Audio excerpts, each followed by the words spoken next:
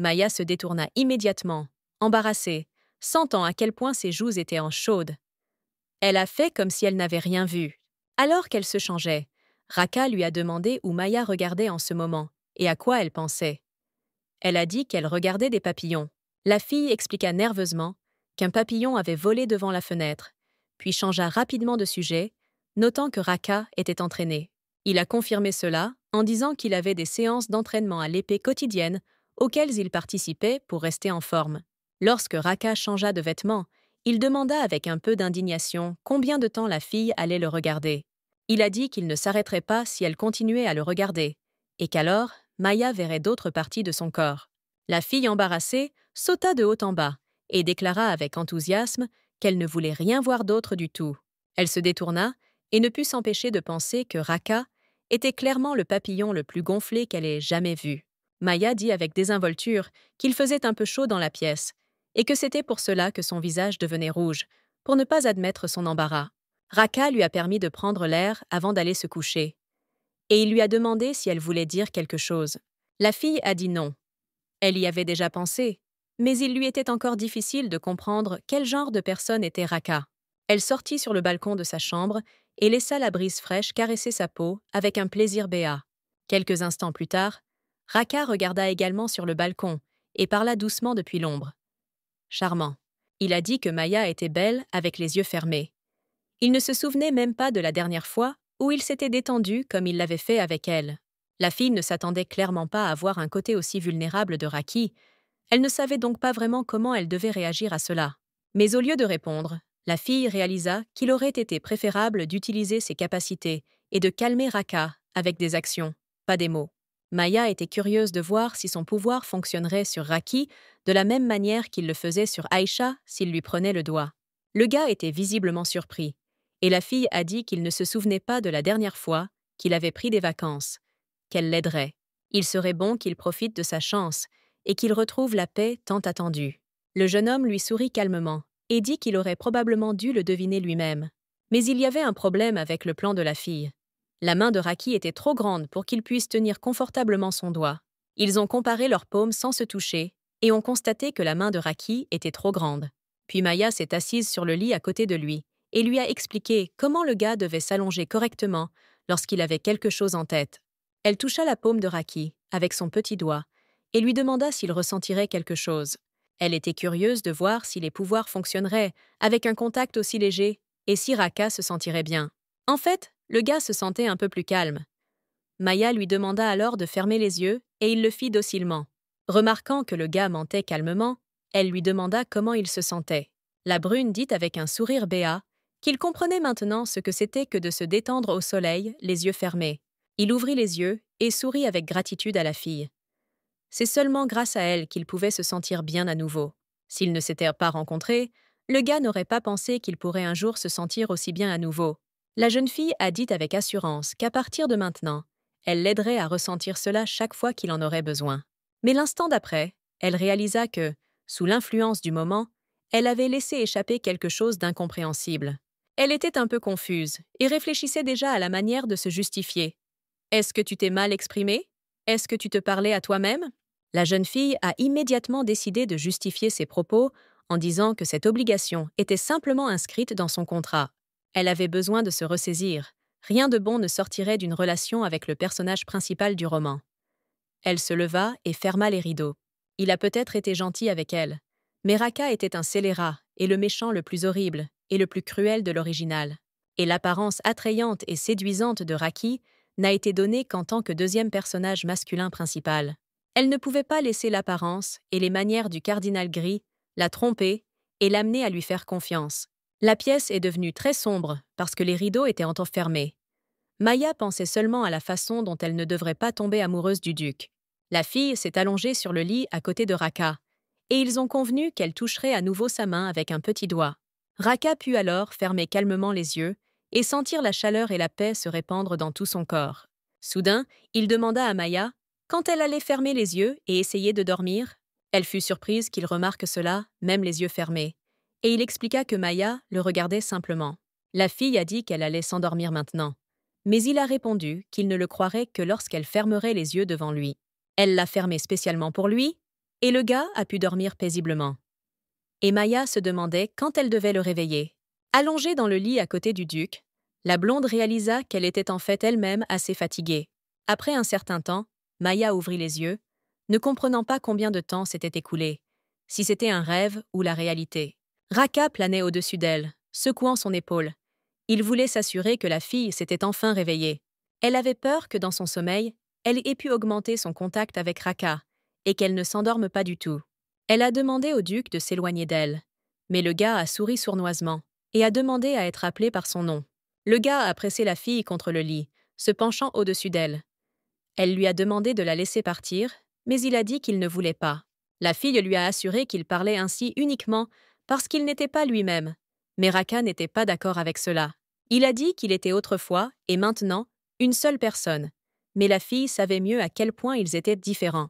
Le gars s'est penché plus près d'elle, s'est approché de son oreille, et a murmuré doucement qu'il voulait vraiment la toucher. Il a dit qu'il l'aimait tellement qu'il serait heureux de mourir ici même pour elle. Maya a essayé de l'arrêter, mais pour une raison quelconque, le gars est devenu encore plus énervé. Elle lui toucha la tête avec sa main, essayant de le repousser loin d'elle, et pensa qu'à ce rythme-là, quelque chose d'irréparable pouvait arriver. Raka retira sa main et lui rappela qu'il n'avait pas de fièvre. Le gars n'a pas bougé d'un pouce face à ses actions. À la demande de Maya, il a finalement lâché son poignet, mais ne l'a pas lâché, même si la fille le lui a demandé. La blonde se dit que c'était stupide de penser qu'elle pourrait le joindre. Mais lorsque Raka lui a suggéré d'apporter un nouvel oreiller pour être plus à l'aise, Maya a réalisé que c'était sa chance de s'échapper. Lorsque Raka s'est un peu éloignée, elle a pris son oreiller, l'a balancé et a frappé le gars pour se libérer. Elle le frappa au visage avec un oreiller, mais le duc ne broncha même pas. Le coup ne fonctionna pas sur lui. La brune lui prit l'oreiller des mains et lui demanda d'un air maussade si elle allait vraiment l'assommer avec cet oreiller. Cependant, cela a redonné du sang-froid au gars. Il ne m'a pas grondé, mais au contraire, il m'a dit de faire ça quand je perdais le contrôle. Mais il prévint Maya qu'elle devait être très prudente pour qu'il ne se rende pas compte de ce qu'elle allait faire. Maya se gratta l'arrière de la tête avec un peu d'incertitude et dit que le gars ne devrait pas revenir sur ses paroles plus tard. Pendant ce temps, la brune regarda sa montre et informa la jeune fille qu'il était 7 heures du soir. Ils ont dormi plus longtemps que prévu par Maya. Le gars a dit à la fille que même s'il avait beaucoup de travail, il pourrait s'occuper d'elle demain et lui a demandé « Tu veux dîner ?» Maya lui a dit non. Elle voulait partir, mais le duc lui dit soudain qu'il se sentait étourdi. Il s'appuya contre les oreillers et lui dit qu'il pensait qu'il devrait dormir encore un peu, pour qu'il puisse commencer à se sentir mieux. Maya était outrée par cela, mais la brune lui a dit que la fille dort tous les jours, donc 5 à 6 heures suffisent pour elle, mais pas pour lui. Il lui a rappelé qu'elle devait respecter les termes du contrat.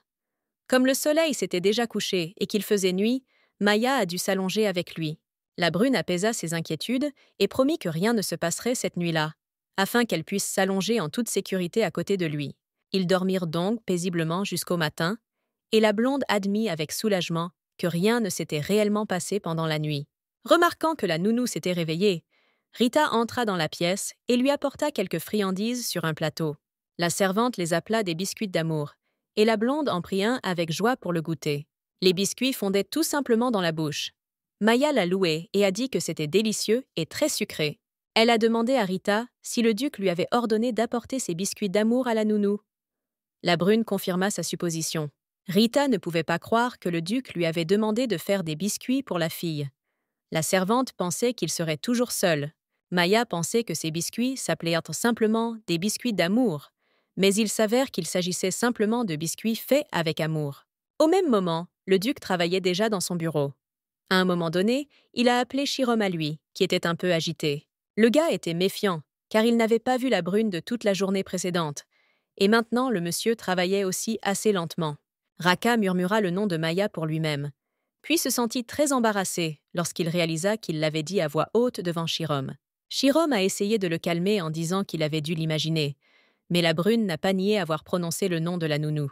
Raka a demandé au garçon comment il savait que le nom de la nounou était Maya. Chirom a répondu que c'était grâce à son enquête.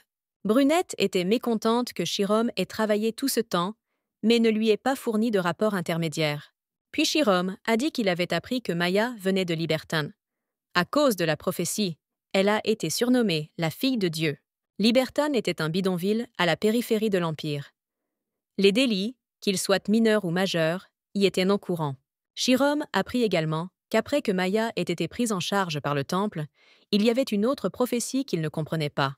Le garçon tendit à Raki un morceau de papier sur lequel était écrite une prophétie, et il commença à le lire attentivement. La prophétie déclarait que la fille de Dieu apporterait la stabilité à l'Empire Zerdia lorsque son pouvoir s'éveillerait.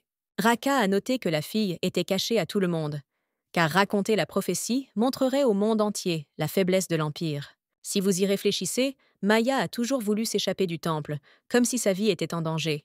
Shirom a promis au duc qu'il découvrirait auprès de Maya la raison de son évasion à travers une conversation informelle lorsqu'ils pourraient devenir amis. Mais Raka a dit à Shirom de ne pas perdre son temps avec ça. Il allait découvrir la vérité auprès de la jeune fille elle-même. Au même moment, Delkin trouva Maya dans l'une des pièces du château. Il voulait savoir si sa belle-fille s'était bien reposée hier. La blonde lui a dit que oui, et que c'était grâce à lui. Et puis, ils ont commencé à discuter de la leçon d'histoire d'aujourd'hui sur Delcaïn. Bâillant d'ennui, le garçon a dit à la nounou qu'il connaissait déjà toute la matière, mais qu'Aïcha devait encore étudier et étudier. Maya était alarmée par le fait qu'Aïcha avait manqué le cours d'aujourd'hui, selon la brune, et qu'elle était également inattentive à ses études. La jeune fille avait peur que cela soit dû à leur malentendu d'hier, mais Delkin lui assura qu'Aïcha n'était pas en colère.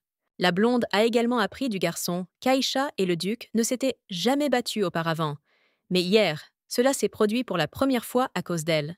Maya voudrait en quelque sorte calmer la fille, qui, bien qu'elle ne leur en veuille pas, était clairement bouleversée par ce qui s'était passé hier. La nounou a demandé à Delkin s'il savait ce que sa sœur aimait. Après avoir réfléchi un moment, le garçon a dit qu'elle aimait la viande.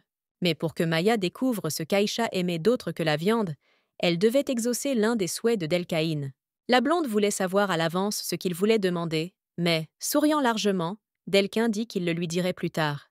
Néanmoins, la jeune fille accepta ses conditions, bien qu'elle se méfiât du comportement de Delkin, qui était habituellement si innocent. Le garçon a dit à la nounou que sa sœur aimait beaucoup les fleurs. Et peu importe lesquelles exactement, elle les aimait tous. Ce fut une agréable surprise pour la blonde d'apprendre qu'une fille aussi espiègle qu'Aïcha aimait autant les fleurs. Puis la fille a demandé s'il y avait un endroit à proximité où il pourrait cueillir un bouquet. Il lui a proposé de le lui montrer. Delken emmena la nounou dans un champ de fleurs situé près du château. Le duc a offert ce champ à Aïcha pour son anniversaire. Maya craignait qu'il ne soit pas autorisé à entrer ici, puisque c'était la propriété d'Aïcha. Mais Delkan leur a assuré qu'il le pouvait. Mais Aïcha elle-même n'avait plus le droit de venir ici. C'était une punition pour avoir utilisé la magie inutilement. La blonde s'accroupit et commença à examiner les fleurs. Delkin a partagé que les fleurs préférées de la fille étaient ici. Après un travail acharné, Maya a récupéré un petit et très beau bouquet de fleurs pour Aïcha. Elle était très contente du résultat. Alors elle a appelé Delkin pour l'admirer également. Mais n'entendant rien en réponse à ses paroles, Maya remarqua que Delkin n'était plus à côté d'elle, ce qui la fit peur. Elle commença à l'appeler plus fort, devenant de plus en plus inquiète à chaque seconde. Il n'était pas du genre à partir sans dire un mot. Mais il n'y avait pas lieu de s'inquiéter longtemps, car l'instant d'après, un garçon apparut des buissons, qui n'était allé nulle part. Le cœur de Maya se serra d'anxiété lorsqu'elle trouva enfin Delkin.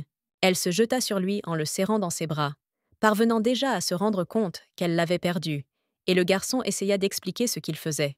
Delkin s'est excusé, il voulait effrayer un peu la nounou, mais il ne voulait pas qu'elle s'inquiète autant. Lorsque Maya se calma un peu, la brune ramassa dans l'herbe la plus belle couronne de fleurs, avec laquelle il s'était occupé tout ce temps. Les mains du garçon étaient engriffées par les épines. Il y a consacré beaucoup d'efforts, mais il était très heureux d'avoir fait un tel cadeau à la nounou. Il craignait que la couronne ne soit pas très soignée, mais il espérait que ses efforts compenseraient en cela. La blonde pensait que le cadeau était incroyablement beau et disait que l'âme du garçon était encore plus belle que cette couronne. Delken était incroyablement heureux que la fille ait aimé son cadeau. Elle se pencha légèrement vers lui et il posa la couronne sur sa tête. Certes, il s'est avéré un peu gros. Il est donc tombé de la tête de la fille sur ses épaules, ce à quoi Delkian ne s'attendait pas du tout. Mais la blonde lui fit un clin d'œil et dit que maintenant, ce n'était plus une couronne, mais comme un collier de fleurs sur son cou. Il était très difficile pour la fille de croire qu'un enfant aussi gentil pourrait intimider le personnage principal à l'avenir. Tandis qu'elle réfléchissait à cela, La jeune fille se surprit à penser que durant son séjour dans ce monde, elle avait réussi à oublier comment le roman se terminait. Le garçon voulait savoir à quoi pensait sa belle-fille, mais elle changea de sujet et proposa de faire des couronnes pour lui et Aïcha. Après un certain temps, Delcaïn et Maya, satisfaits, ont récupéré leurs produits floraux et sont venus à la porte d'Aïcha pour les présenter. La fille n'est pas sortie avec eux pendant longtemps, mais la nounou a alors décidé de recourir à la ruse et d'attirer la fille en disant qu'ils avaient un bouquet. Puis des bruissements se firent entendre derrière la porte. Apparemment, la brune s'est intéressée et s'est dirigée vers la porte. Une fille triste regarda par la porte, demandant à Maya, avec un peu d'hésitation, quel bouquet elle voulait lui offrir. La blonde sourit à Aïcha et lui tendit un bouquet lumineux et magnifique. Elle ne voulait pas que la fille soit en colère et triste. Aïcha a soigneusement accepté le bouquet des mains de la nounou, et la nounou, un peu inquiète de sa réaction, a demandé si Aïcha l'aimait. La jeune fille fut tellement touchée par cela que des larmes commencèrent involontairement à lui monter aux yeux. Elle a commencé à s'excuser pour son comportement, mais Maya ne pensait pas qu'Aïcha était à blâmer. Puis elle montra à la jeune fille la couronne qu'elle et Delcain avaient tissée pour elle. Ils l'ont mise sur la tête de la brune. Elle avait l'air très heureuse, mais en même temps très confuse par un tel geste.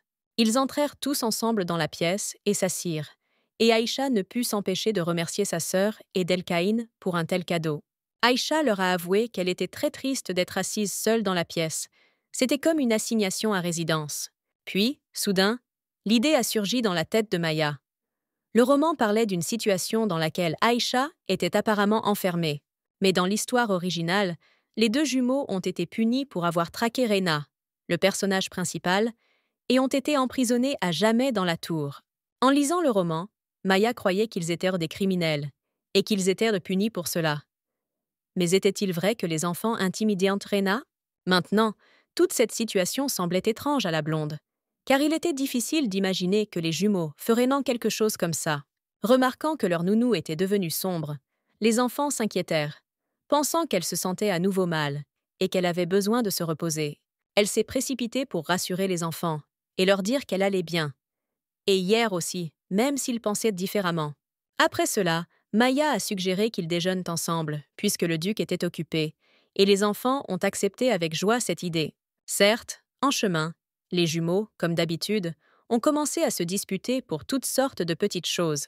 Mais c'était peut-être même une bonne chose. Maya s'est impliquée dans leur dispute et a demandé à Delcain de s'excuser auprès de sa sœur, pour l'avoir insultée pendant la dispute. Embarrassé, Delcain a répondu à la demande de la nounou et s'est excusé auprès de sa sœur, qui s'est également calmée, ce qui a plu à Maya. Maya a dit qu'ils étaient tous les deux géniaux. Elle était de bonne humeur, alors elle voulait leur faire quelque chose en guise de compliment. Mais au lieu de se réjouir de cela, les enfants la regardèrent avec confusion, ce qui rendit Maya un peu confuse. Les enfants ont commencé à lui demander ce qu'était un compliment, et si c'était quelque chose de bien, ce qui a complètement déconcerté la fille. Maya leur expliqua alors que pour quelque chose de bien, elle leur donnerait des timbres de louange. Pour 10 sous, elle exaucera l'un de leurs vœux. Les plus jeunes étaient ravis de cette proposition. Personne ne leur avait jamais rien offert de tel auparavant, mais maintenant, ils étaient très heureux. Après un moment, ils étaient tous les trois assis dans le salon, et Maya regardait avec un sourire Aïcha regarder la couronne dans le miroir. Elle ne pouvait s'empêcher d'être heureuse à propos du cadeau. La fille s'est tournée vers son frère et lui a demandé avec un sourire s'il la trouvait belle. Delcain, assis sur une chaise, dit que puisque cette couronne avait été faite par leur belle-fille, alors bien sûr, elle conviendrait à la fille. Maya leur sourit affectueusement et se dit qu'à l'avenir, elle devrait offrir plus souvent de tels petits cadeaux aux enfants. À ce moment-là, Rita frappa à la porte de la chambre.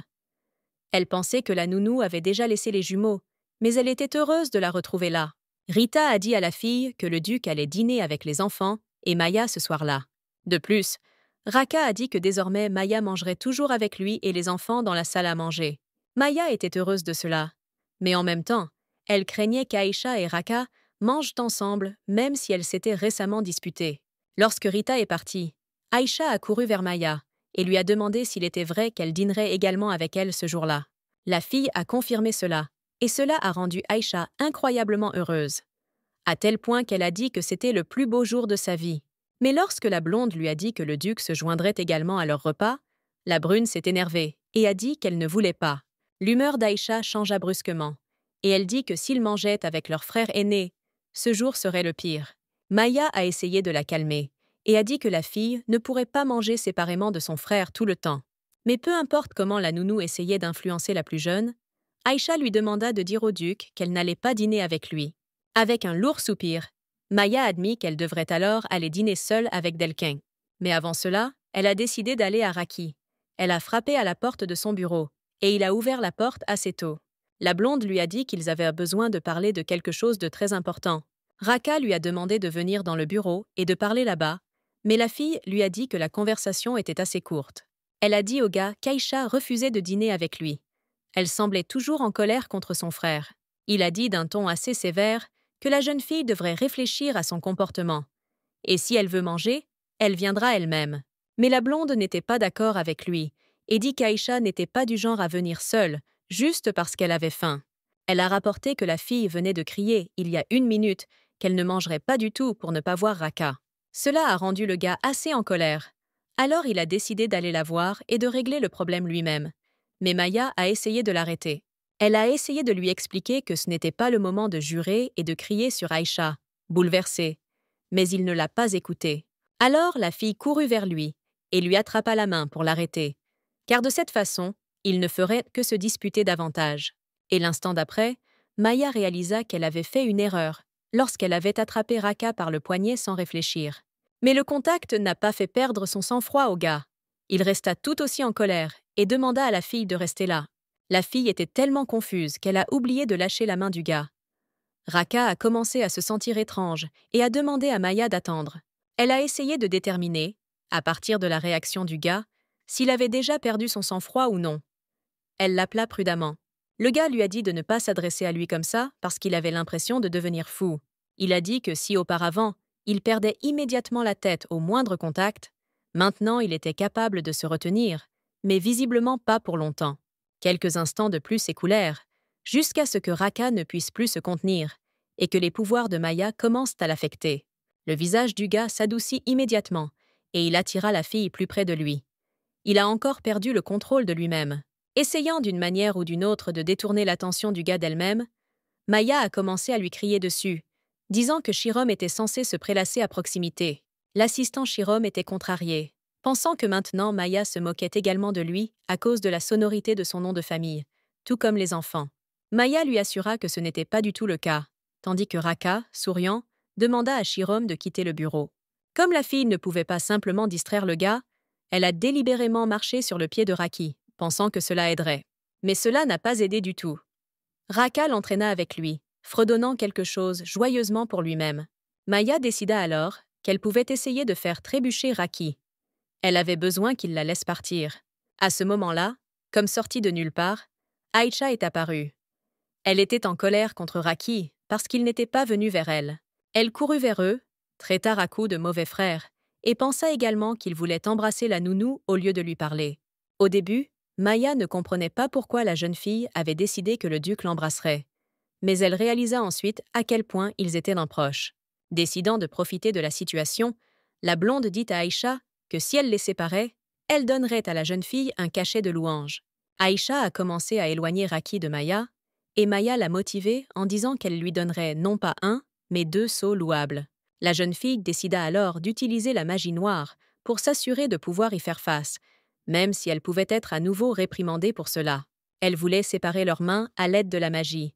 Mais, remarquant cela, le duc lui-même lâcha la jeune fille, devenant sombre. Aïcha fut surprise de constater que son intervention n'était même pas nécessaire, même si elle venait à peine de commencer à lancer son sort. Cependant, Maya, comme promis, a donné à la fille 2 sceaux de louange, car elle l'a aidée avec Raka. Après tout cela, Raka a emmené les 2 filles dans son bureau. Maya suggéra alors à Aintia qu'ils fassent enfin la paix. Raka croyait qu'Aïcha deviendrait alors encore plus gâtée, mais la fille ne voulait tout simplement pas pardonner à son frère et était en colère. Maya se fit une remarque mentale. Apparemment, le seul moment où Raka était avec les jumeaux était pendant les repas. Puis la blonde a décidé que cela devait être réparé. Les jumeaux n'avaient pas de cours demain. Elle a demandé au duc s'il aurait du temps libre demain. Il a répondu qu'il pouvait me libérer si nécessaire. Ravie de ce fait, Maya a alors suggéré qu'ils aillent pique-niquer et passer du temps ensemble. Maya leur a expliqué qu'un pique-nique est une sortie dans la nature. Les gens emportent de la nourriture avec eux et s'amusent en compagnie. Raka pensait que le pique-nique était un exercice assez inutile, mais Aïcha a dit qu'ils iraient alors au pique-nique sans lui. La fille considérait son frère aîné comme inintéressant, car il n'allait jamais nulle part, sauf pour acheter des fleurs à Shakira.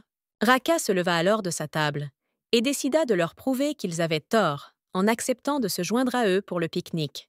Il a admis qu'il n'avait jamais emmené ses jeunes frères et sœurs avec lui nulle part comme ça, et que c'était de sa faute.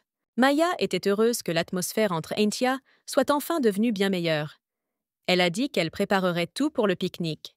Aïcha a demandé à la nounou de cuisiner les mêmes délicieuses pommes de terre que la dernière fois, et Raka a pris sur elle de choisir un endroit pour le pique-nique.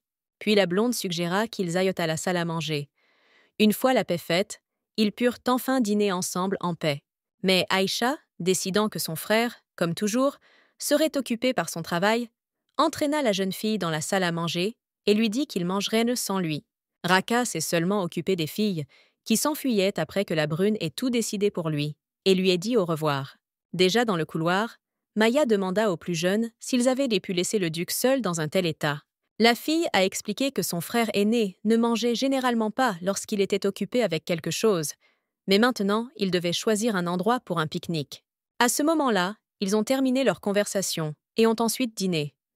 Après avoir mangé, Maya s'est assise dans la pièce et s'est sentie un peu malade à cause de ses nerfs. À ce moment-là, on frappa à la porte de sa chambre de façon inattendue. Ouvrant la porte, elle remarqua Raka debout sur le seuil. Le duc a poliment demandé si Maya accepterait de lui parler un peu. Maya accepta, et après cela, le duc commença soudainement à regarder attentivement autour de lui, ce qui surprit beaucoup la jeune fille. La blonde fut alarmée par cela et demanda au gars « Ce qui s'est passé ?» Le gars a répondu que ce n'était rien. C'était juste que l'odeur qu'il sentait habituellement de la nounou était trop forte ici. Il a dit que l'odeur rappelait la fleur de Shakira et rendait le garçon beaucoup plus calme. Ensuite, Rak entra dans la pièce et s'assit sur la chaise la plus proche. Il voulait discuter de quelque chose avec la fille. Au début, il voulait inviter Maya chez lui, mais il a ensuite pensé qu'il était dangereux de l'appeler si tard dans la nuit. Le jeune homme a rappelé que c'était lui qui avait pris la responsabilité de choisir le lieu de pique-nique, alors il a fait quelques recherches. En utilisant la magie, il matérialisa des livres de fiction sur les pique-niques sur la table de la fille. Il a dit avoir appris dans les livres que certaines personnes faisaient des pique-niques dans leur jardin. C'était une bonne option pour lui.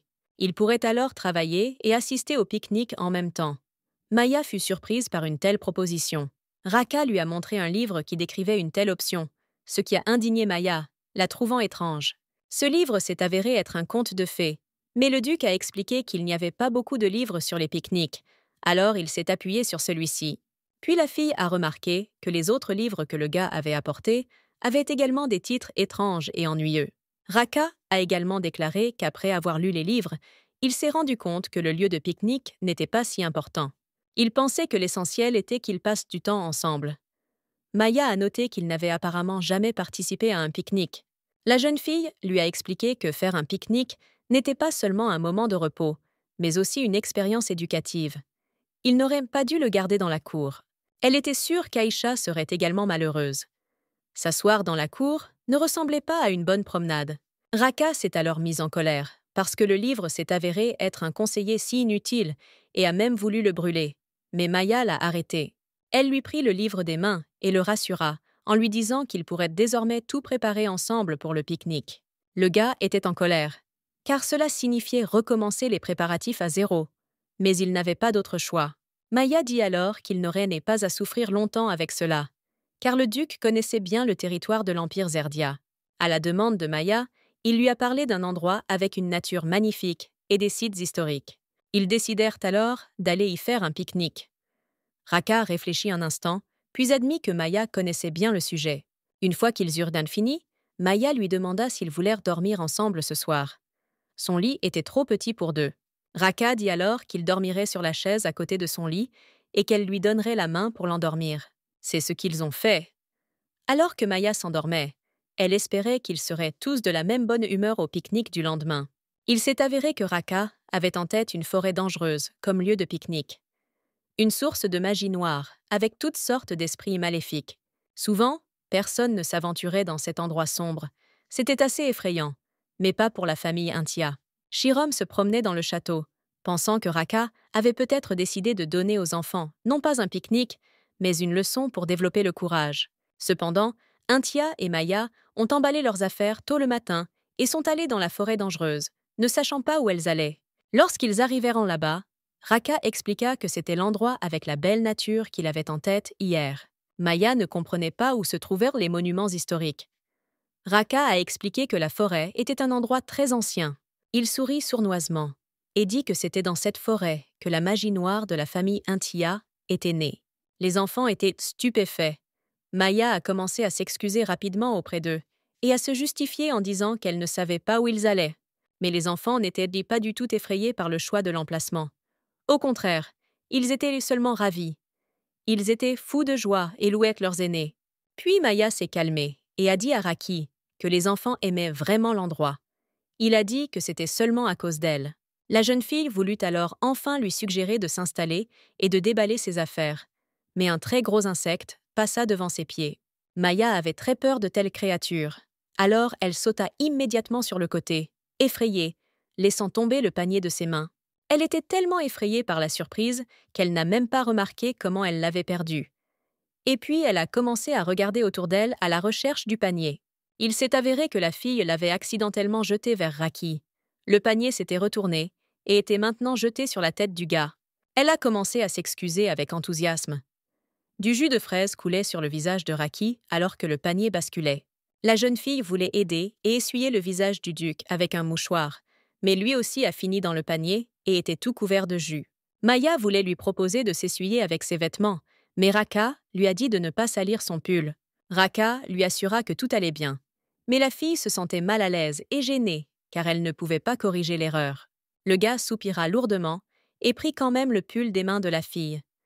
Il s'essuya le visage, avec le bord de son pull, cédant à sa persuasion. Maya a remarqué que Raka n'avait pas essuyé tout le jus. Alors elle a pris son pull et a décidé d'essuyer elle-même le visage du gars. Bien sûr, elle ne pouvait pas tout essuyer, car à certains endroits, il restait un résidu collant, mais elle essayait d'aider du mieux qu'elle pouvait. Elle lui a demandé d'attendre un peu. Maya voulait marcher et regarder autour d'elle. Peut-être qu'il y avait un lac à proximité. Mais Raka se retourna brusquement et lui dit qu'il irait lui-même chercher le lac. Il est parti si vite qu'il a oublié d'enlever son panier. Le gars était très gêné par la situation et par le fait que Maya essuyait si soigneusement le jus de son visage. Lorsqu'il partit, Maya fut appelée par Aïcha, qui voulait lui montrer quelque chose d'intéressant qui la surprendrait certainement. La fille a pointé du doigt une plante de forme étrange qui se trouvait à ses pieds, et cela a vraiment effrayé Maya. Elle essaya de comprendre de quel genre de monstre il s'agissait, tandis qu'Aïcha prenait la fleur dans ses mains et disait joyeusement qu'elle bougeait même. Encore plus effrayée par cela, Maya fit tomber la fleur des mains de la brune, craignant qu'elle ne soit dangereuse. Le visage du plus jeune s'assombrit immédiatement. La blonde a agi sans réfléchir et espérait maintenant qu'Aïcha ne se mettrait pas à pleurer à cause de cela. Elle s'est rapidement excusée et a invité la plus jeune à aller cueillir une autre de ses plantes ensemble, si elle le souhaitait. Mais Aïcha dit que ce n'était pas nécessaire, car sa fleur était encore vivante. Maya regarda dans la direction où elle l'avait jetée et remarqua que la plante bougeait à peine, reprenant ses esprits. Et puis, un instant plus tard, il s'est mis à crier de manière perçante. Aïcha le regarda avec peur et admit que ce n'était pas une fleur. Maya entendit du bruit derrière elle, puis quelqu'un leur cria avec enthousiasme de s'enfuir d'ici. C'était la voix de Delquin. Il atteignit sa belle-fille en quelques grands bonds et lui répéta ses instructions de courir vite. Sans rien lui expliquer, le garçon lui dit de courir aussi vite qu'elle le pouvait si elle voulait survivre, la tirant par la main après lui. Elle réalisa que puisque la brune s'enfuyait si désespérément, alors apparemment quelqu'un les poursuivait en ce moment et ils étaient en danger. Derrière eux se trouvait cette même plante effrayante, qui s'est avérée en fait être un monstre qui avait grandi en taille.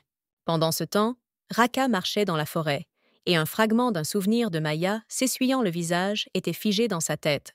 Le gars sentit son visage brûler de honte, et il ne comprenait pas pourquoi la fille avait une telle influence sur lui.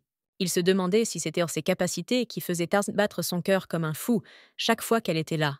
Alors qu'il marchait, il tomba sur un lac. Là, il s'est lavé. Si Maya remplaçait simplement la fleur de Shakira, pourquoi ne le faisait-elle pas elle-même? Après avoir lavé tout le jus de son visage, Raka retourna vers les plus jeunes, et Maya, sentant qu'il avait réussi à reprendre ses esprits pendant ce temps. Mais sur le chemin, il rencontra des buissons avec des fruits mûrs et sucrés, dont il se souvint à ce moment précis. En regardant les buissons, le gars s'est involontairement souvenu de ses observations et a pensé que Maya aimait tout ce qui était sucré. Il décida alors que ce serait une bonne idée de lui cueillir quelques-uns de ces fruits. De plus, leur panier était vide. Il était tellement emporté qu'il n'a pas remarqué qu'il avait ramassé un panier entier de fruits. Et c'est seulement alors qu'il s'est arrêté, réfléchissant à ses actes. Le gars a décidé qu'il n'était toujours pas lui-même, puisqu'il cueillait des fruits pour quelqu'un avec qui il n'avait qu'une relation d'affaires. Soudain, il entendit des bruits étranges et forts, non loin de là où il se trouvait. Le garçon a reconnu d'après les sons qu'il s'agissait d'un lapindès, une créature qui passait la plupart de son temps en hibernation. Pourquoi s'est-il réveillé?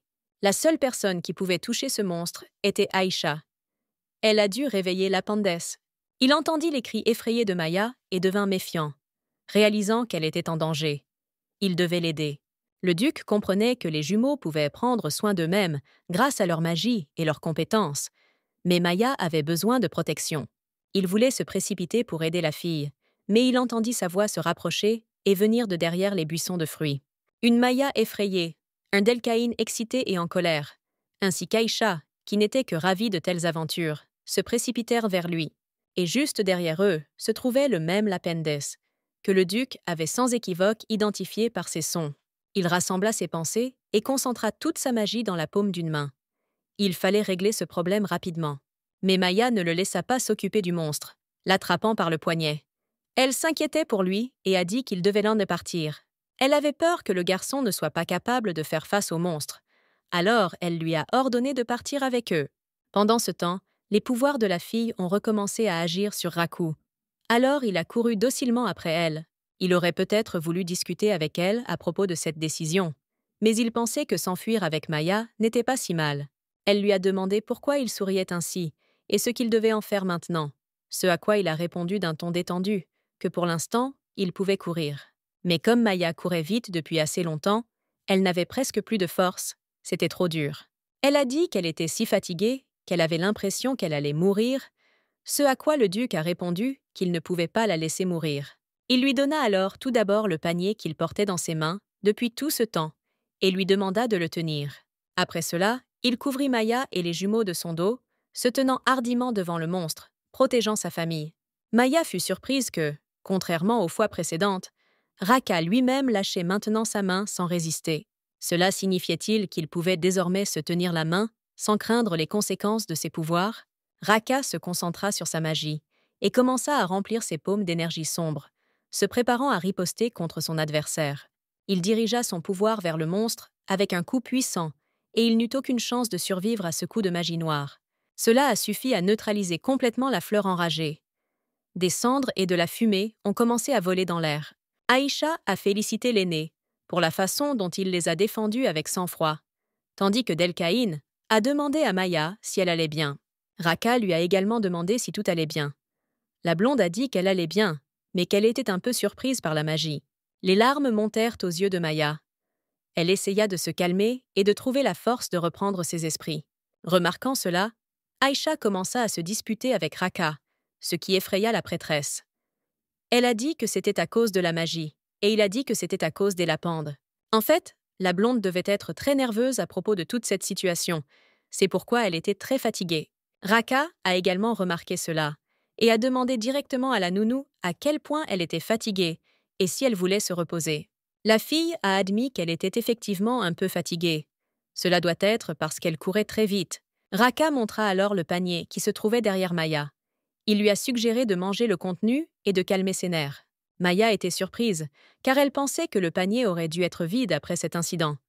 Mais elle le ramassa et découvrit que ce n'était pas le cas. À l'intérieur, elle trouva des fruits mûrs, jaune-orange. Elle a demandé à Raki ce que c'était, car elle n'avait jamais rien vu de tel. Le gars lui a suggéré d'essayer d'abord. Il a dit que c'était un fruit très rare qu'on ne pouvait trouver qu'ici. Maya craignait que cela soit toxique, car après tout, ils se trouvèrent dans une forêt dangereuse avec de la magie noire. Raka décida alors d'être la première à goûter le fruit pour prouver à la jeune fille qu'il n'était pas dangereux. Le garçon en a mordu un morceau, et Maya lui a demandé de le recracher, car elle pensait toujours qu'il pouvait être empoisonné. Cependant, Maya suivit également l'exemple du duc et jeta le fruit dans sa bouche. Bizarrement, elle n'a pas été empoisonnée et elle a aimé ça. Le gars sourit avec contentement et dit qu'il avait raison lorsqu'il pensait qu'elle aimait les sucreries. La fille a été surprise qu'il remarque cela, et le gars a dit qu'il y avait pensé quand elle avait mangé tous les biscuits. Pendant qu'il parlait, Raka remarqua du coin de l'œil que les jumeaux, laissés sans surveillance, avaient grimpé à un arbre. Cet arbre n'était pas ordinaire et dangereux. Alors le duc demanda à la prêtresse d'attendre et décida d'amener les enfants. Pendant ce temps, Maya pensait aux fruits que le duc lui avait apportés. La blonde aimait vraiment leur goût, le duc avait raison. Ainsi, grâce à Raquet, elle a pu connaître ses préférences gustatives et y a réfléchi à leur retour au château. Alors qu'ils rentraient chez eux en calèche, les jumeaux s'endormirent assez vite, fatigués d'une journée intéressante et riche en événements. Il y eut un silence gênant dans la voiture pendant un moment. Ni Raka ni Maya ne trouvaient à quoi que ce soit à se dire. L'homme aux cheveux noirs fut le premier à rompre le silence. Il a demandé à Maya si ce n'était pas difficile pour elle de gérer les jumeaux. Elle y a réfléchi et a admis que c'était un peu dur. Mais comme il l'aimait bien, elle était contente de son travail. La jeune fille a suggéré en plaisantant que Raka avait peur de se fatiguer, de tout laisser tomber et d'aller ailleurs. Le gars est devenu méfiant et lui a demandé à nouveau.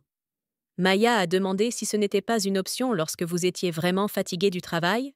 De manière inattendue pour la fille, ce dialogue a mis le garçon en colère. Il la regarda avec un regard furieux et perçant et dit qu'elle ne partirait pas. La chair de poule parcourut le corps de la jeune fille et son cœur s'effondra. Elle n'avait pas vu le duc aussi terriblement en colère depuis longtemps. Le gars n'a pas continué cette conversation, disant qu'il se sentait malade, et a demandé à rester silencieux pour le reste du chemin.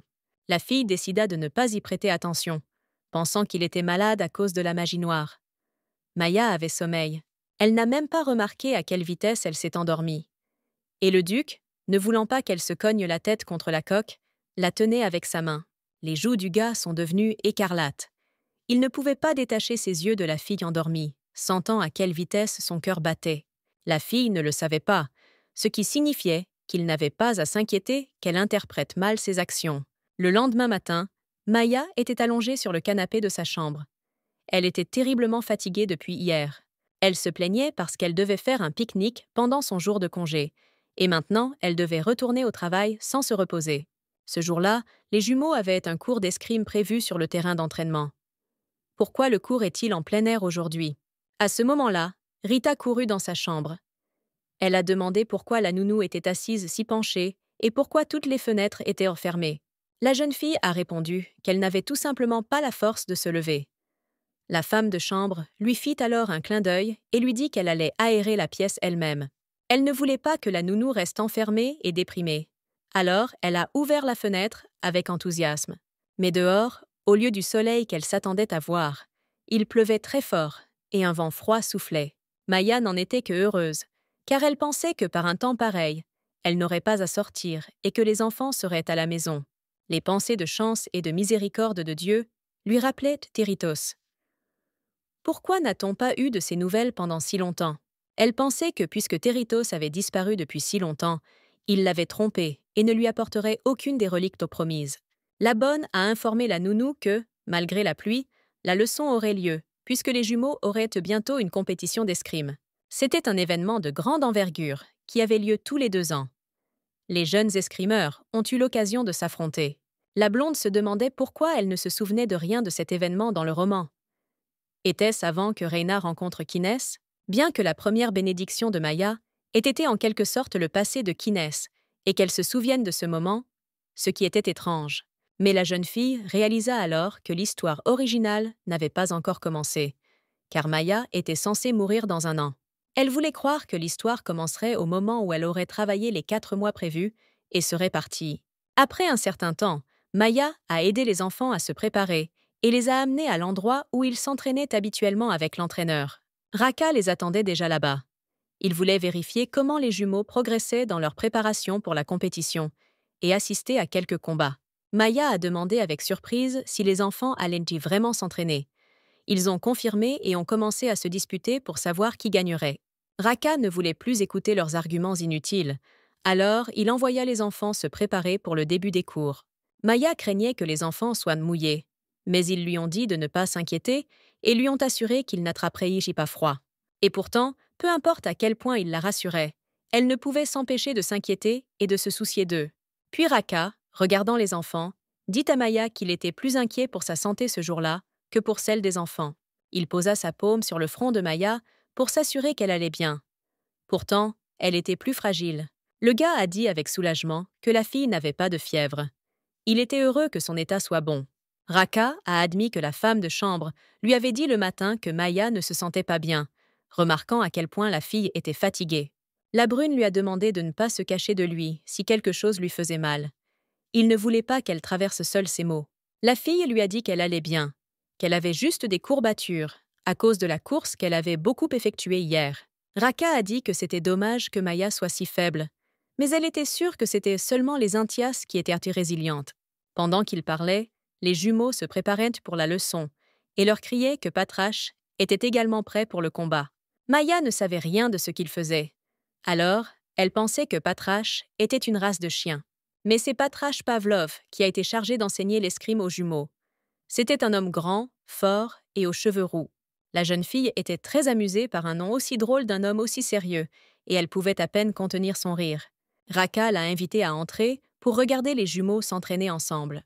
Soudain, Maya a demandé à Raku pourquoi il n'avait pas de parapluie. Il a dit qu'il s'attendait simplement à ce que la pluie cesse bientôt. Puis la fille, qui ne voulait pas que la brune soit encore plus mouillée, lui suggéra d'aller ensemble au terrain de parade sous son parapluie. Cette proposition a beaucoup dérouté le gars, mais a provoqué un plaisir tremblant dans sa poitrine. Alors il a accepté avec joie. Au même moment, le soleil clair brillait sur le palais impérial de Zerdia. La pluie n'est pas encore arrivée jusque-là. L'un des assistants de Kinès lui demanda si l'empereur avait déjà vu la liste des participants au tournoi d'escrime. Mais le gars n'avait pas encore parcouru la liste. Il avait des choses plus importantes à faire. La fleur de Shakira a disparu, et la fille de Dieu aussi. Toute cette situation le rendait fou, et il n'arrivait pas à dormir. Où cette courageuse fille a-t-elle pu disparaître? Mais l'assistant vint trouver l'empereur avec de bonnes nouvelles.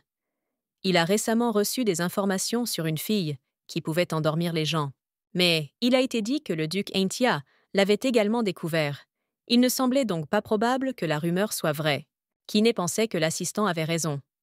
Même si le duc l'avait découvert, la rumeur était clairement fausse. Le duc Aintia n'a jamais rien fait sans raison. Kinès a demandé au serviteur si cette fille des ragots était une sainte. Le gars a répondu que pour le savoir, il devrait mener une enquête plus approfondie. Cependant, cette nouvelle était bonne.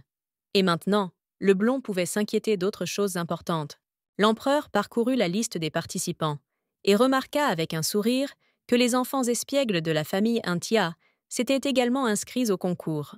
La blonde a suggéré que les enfants voulaient gagner le tournoi pour obtenir un nouveau titre. C'est là qu'ils apparaîtront au public pour la première fois.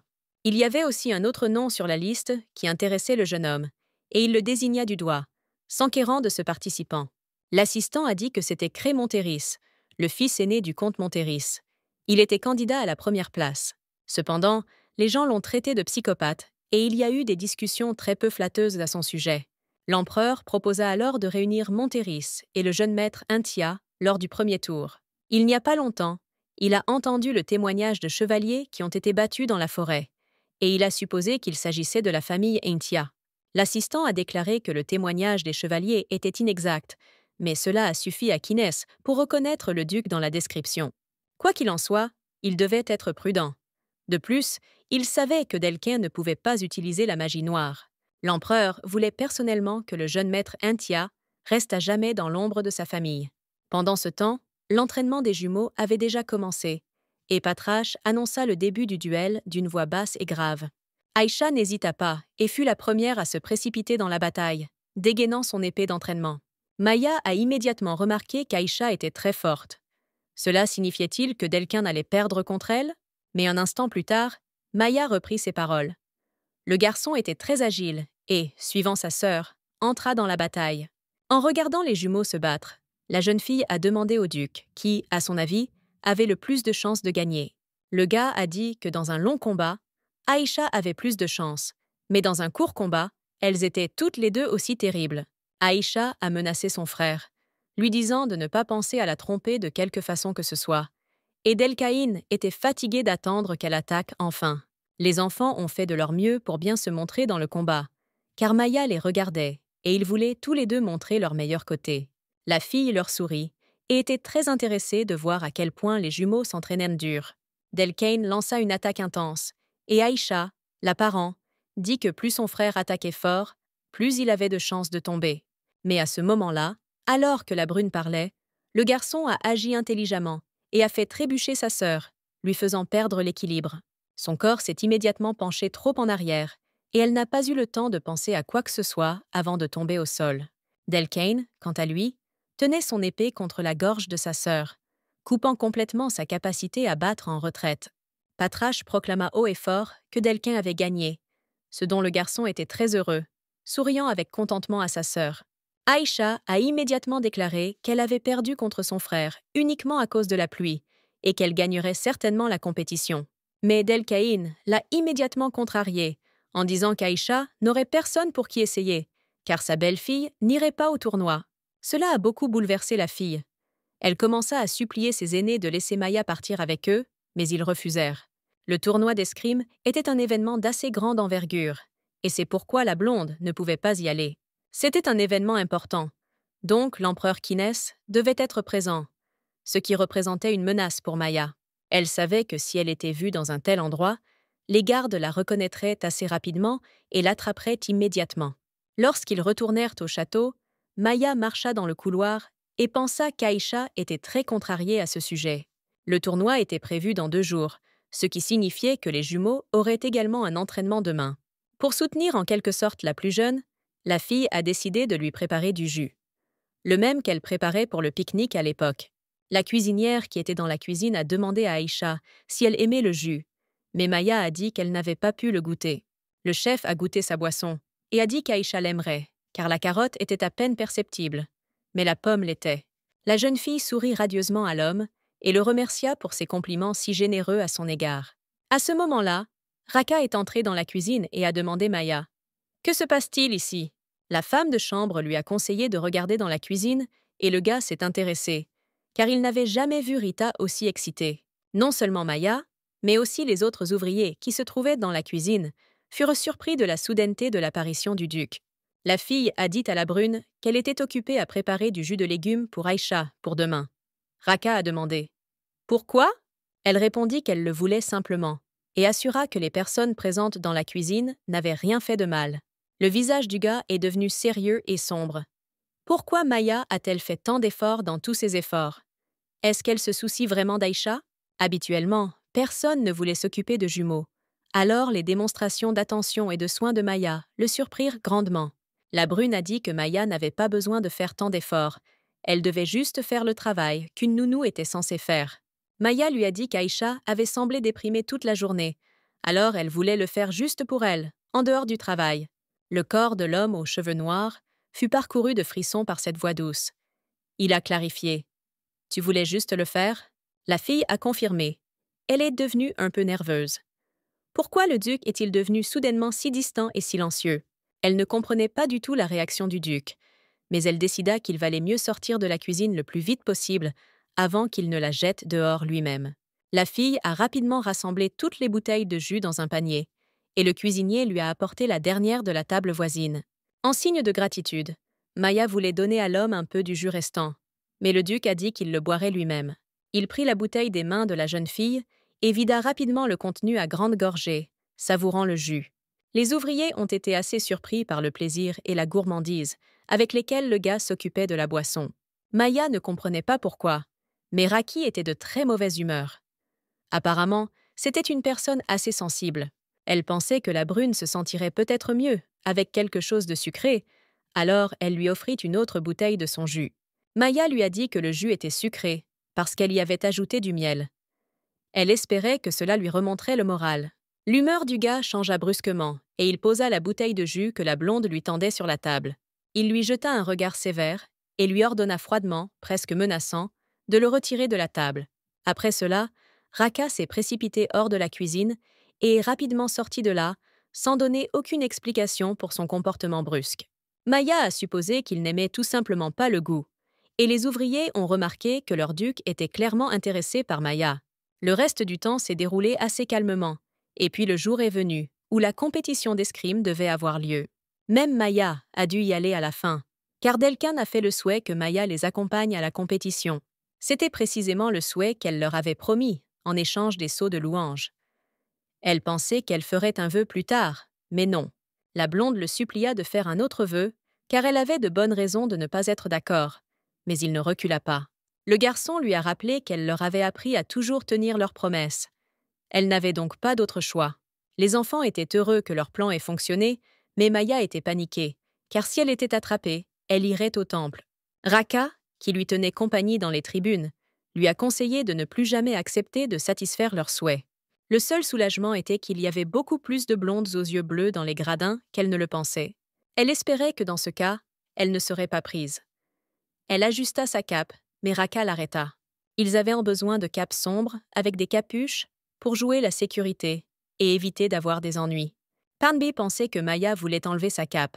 Alors il l'a arrêtée. Mais la blonde lui a dit qu'elle n'avait pas l'intention de le faire. Elle lui rappela avec irritation qu'elle n'était pas une enfant. Elle ne voulait pas non plus être attrapée et renvoyée au temple. En réponse à cela, Raka ne lui dit rien, et un silence gêné s'ensuivit. Il semble qu'elle n'aurait pas dû lui dire ça. Mais après quelques instants, le gars lui a parlé à nouveau. Il voulait demander quelque chose à la blonde. La brune lui a demandé pourquoi elle s'était enfuie du temple. Elle espérait qu'ils étaient devenus suffisamment proches pour qu'elle puisse lui avouer son amour. Le roman raconte comment, après la deuxième bénédiction de Kinès, la vie de Maya a été complètement détruite. Elle savait que Raka pouvait garder des secrets, mais pouvait-elle lui dire la vérité sans craindre pour sa vie? Remarquant que la fille était d'une certaine manière tendue et étrangement silencieuse, Raka voulait en connaître la raison. La blonde était sur le point de lui dire la vérité, mais quelqu'un dans les gradins annonça joyeusement que l'empereur était arrivé pour la compétition.